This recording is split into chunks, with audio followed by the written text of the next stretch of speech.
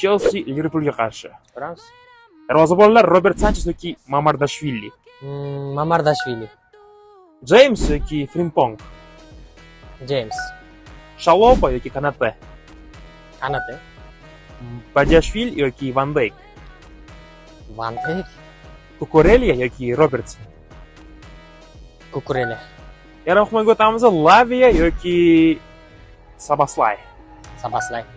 Caicedo yoki McAllister. Qiyin mana shu joyda tanlash qiyin. Nisbatan McAllister degan bo'lardim. Enzo Fernandes yoki Florian Wirtz. Enzo. Hujumga o'tamiz. Pedro Neto yoki Muhammad Saloh.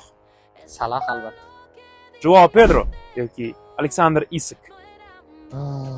Isak. Va Alejandro Garnacho yoki Cody Gakpo. Biroz qiyin Gakpo mayli. Ushbu o'yin hisobi qanday bo'ladi? Hisob taxminim bo'yicha 3-1 hisobida Liverpool g'alaba qozonadi deb o'ylayman. Taxminlarni yozib qoldiringlar va albatta obuna bo'lishni unutmanglar.